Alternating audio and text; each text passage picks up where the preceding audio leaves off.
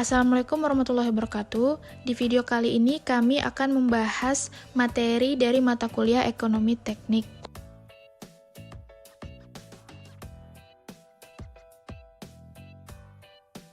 Saat ini, teknologi telah berkembang dengan pesat sehingga dalam praktiknya untuk mewujudkan suatu kebutuhan manusia akan diharapkan dengan berbagai pilihan atau alternatif. Alternatif tersebut bisa dalam bentuk desain atau rencana, prosedur, metode, material, waktu, dan lainnya. Karena setiap pilihan alternatif akan berdampak langsung pada pemakaian sumber daya, di mana sumber daya itu sendiri semakin mahal dan sulit. Maka, pemilihan alternatif harus didasarkan pada prinsip-prinsip efisiensi dan efektivitas dari pemanfaatan sumber daya itu sendiri. Ilmu pengetahuan dan teknologi telah mengantarkan manusia pada sistem kehidupan modern dengan teknologi sebagaimana yang kita alami saat ini. Melalui pengembangan ilmu pengetahuan dan teknologinya, manusia akan dapat memanfaatkan sumber daya alam secara optimal untuk memenuhi berbagai kebutuhannya. Teknologi juga telah berhasil memperbaiki produktivitas lahan-lahan pertanian, pengembangan berbagai varietas tanaman, peternakan, dan berbagai kelengkapan, di mana hampir tidak ditemukan lagi sisi-sisi kehidupan terkecil dari manusia yang tidak mendapat sentuhan teknologi. Pada awalnya, para perancang teknik masih lebih banyak memfokuskan rancangannya pada aspek-aspek teknik saja, yaitu bagaimana rancangannya tersebut dapat dilaksanakan secara teknis, tanpa begitu memperhatikan aspek efisiensi pemakaian sumber daya. Hal itu dimungkinkan karena sumber daya yang dibutuhkan masih relatif banyak atau murah.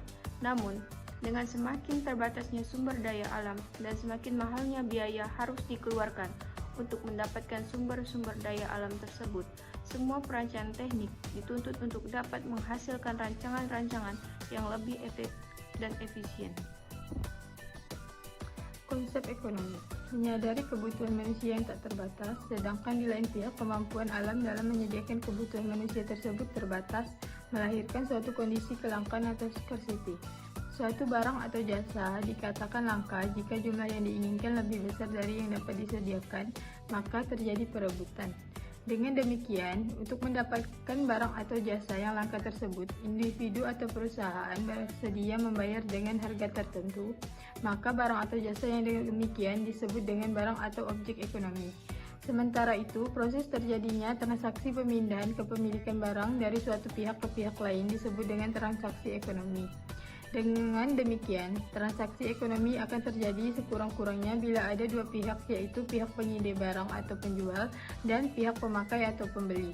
Penjual mungkin hanya sebagai supplier atau pedagang dan mungkin juga sebagai produsen atau membuat langsung barang tersebut. Begitu pula dengan pembeli, mungkin hanya sebagai pedagang yang akan menjual kembali barang yang baru dibelinya tersebut atau pemakai konsumen langsung dari barang yang dibelinya.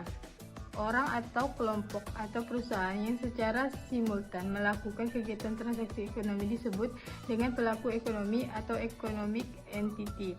Ekonomi teknik dan perancangan teknik.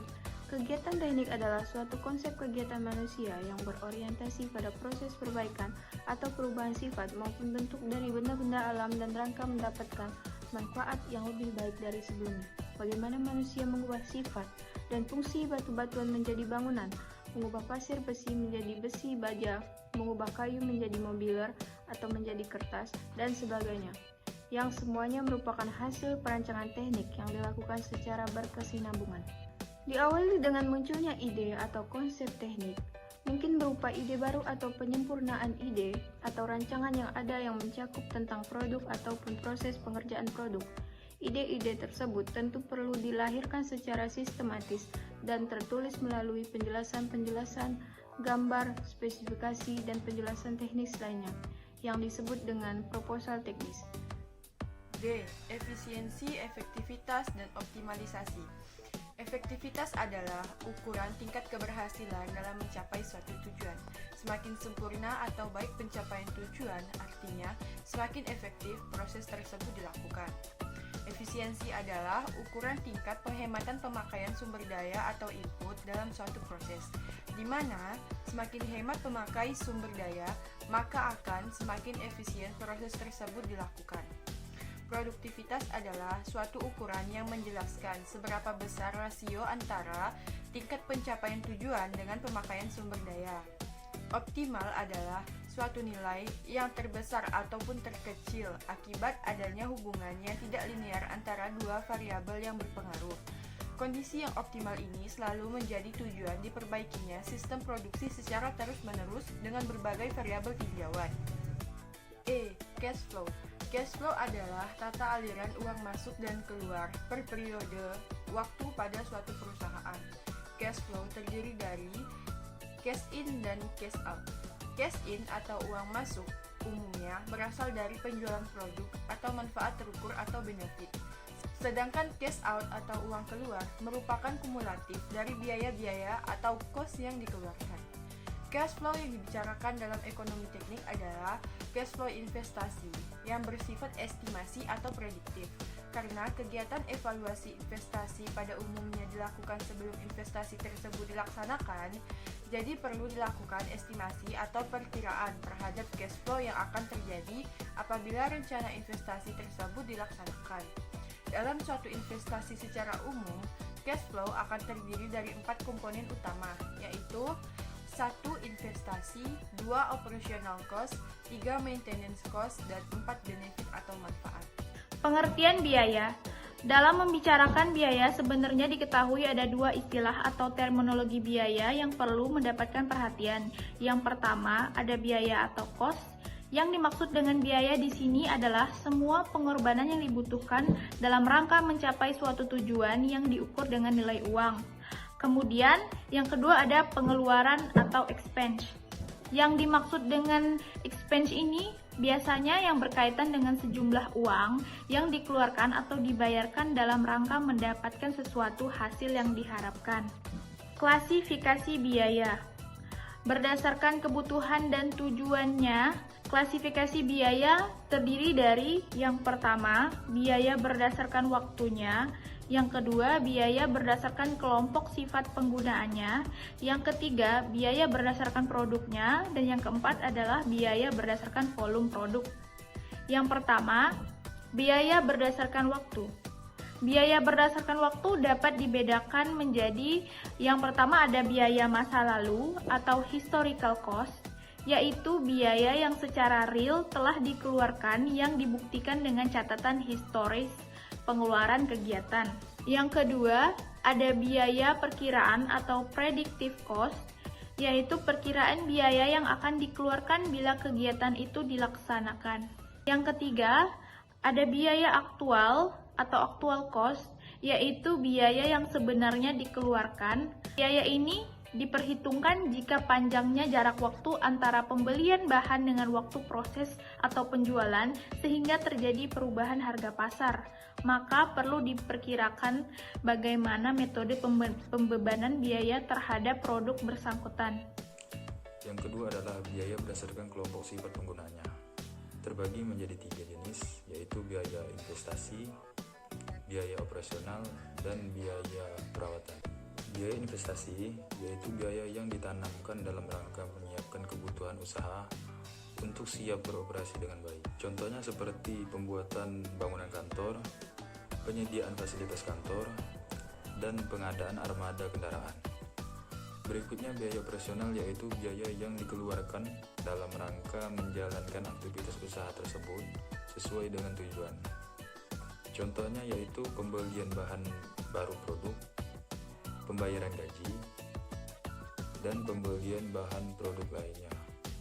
Berikutnya biaya perawatan, yaitu biaya yang diperuntukkan untuk menjaga dan menjamin performa fasilitas atau peralatan agar selalu prima dan siap untuk dioperasikan. Contohnya seperti perawatan rutin atau periodik, kemudian biaya perawatan insidentil. Yang ketiga adalah biaya berdasarkan produknya.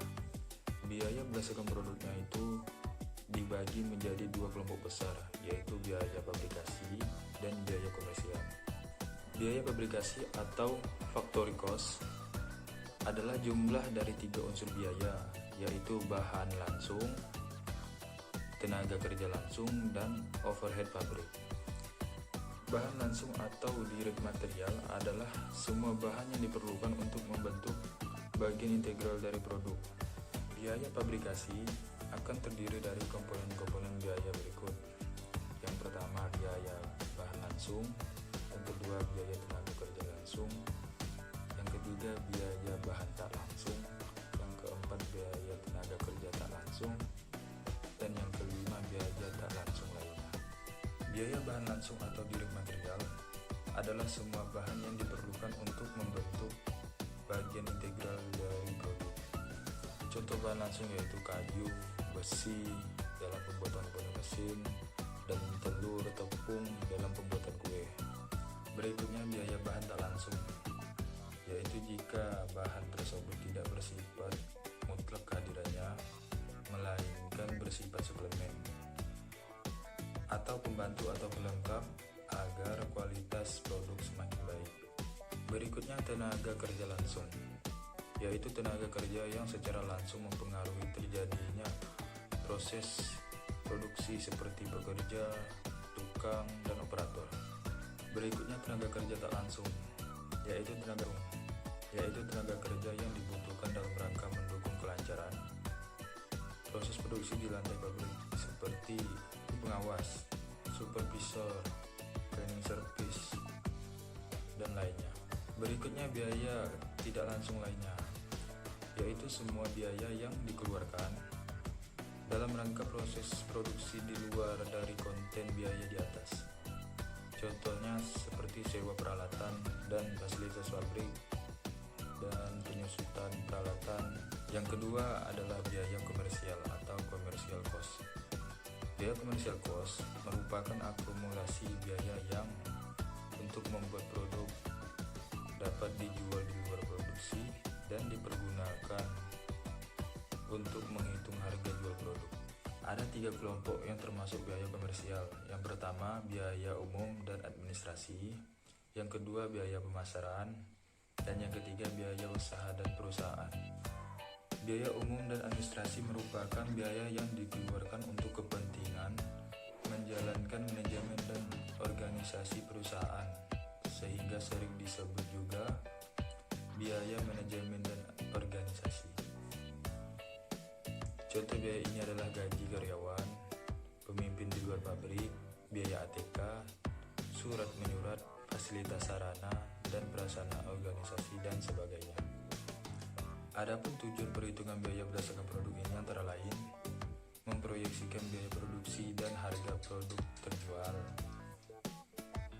Berikutnya, mengetahui komposisi komponen biaya produksi maupun biaya produksi keseluruhan. Terakhir, sebagai sarana informasi dalam penyelidikan dan menganalisis struktur biaya produk yang ideal untuk perencanaan dalam rangka memperbaiki struktur pembiayaan melalui konsep pusat-pusat biaya. Biaya berdasarkan volume produk. Yang dimaksud dengan biaya berdasarkan volume produk, beberapa jenis biaya bervariasi langsung dengan perubahan volume produksi. Sedangkan biaya lainnya relatif tidak berubah terhadap jumlah produksi. Manajemen perlu memperhatikan beberapa kecenderungan biaya tersebut untuk dapat merencanakan dan mengendalikan efek terhadap volume produksi. Oleh karena itu, biaya berdasarkan volume produksi dapat dibedakan sebagai berikut. Baik, yang pertama yaitu biaya tetap, fixed cost, biaya yang harusnya dikeluarkan relatif sama walaupun volume produksi berubah dalam batas waktu tertentu. Contoh, biaya listrik untuk penerangan, telepon, air bersih, gaji karyawan, dan lain-lain. Dan yang kedua yaitu biaya variabel atau variable cost, yaitu biaya yang berubah-ubah besarnya proporsional dengan jumlah produk dibuat. Contohnya, biaya bahan baku, tenaga kerja langsung jika sistem pengajian berdasarkan volume, dan lain-lain. Dan yang terakhir yaitu biaya semi variabel, yaitu biaya yang berubah-ubah tidak proporsional dengan perubahan volume. Misalnya, perubahan volume melewati kapasitas fasilitas yang ada sehingga diperlukan penambahan kapasitas mesin, biaya perbaikan mesin, dan sebagainya. Ada tambahan sedikit di sini yaitu tentang biaya semi variabel. Sebaiknya itu lebih baik dipisahkan menjadi biaya tetap dan variabel. Selanjutnya yaitu setiap produk selalu mengandung unsur biaya tetap dan biaya variabel. Total biaya suatu produk merupakan penjumlahan dari biaya tetap atau seperti yang sudah dijelaskan pada penjelasan sebelumnya.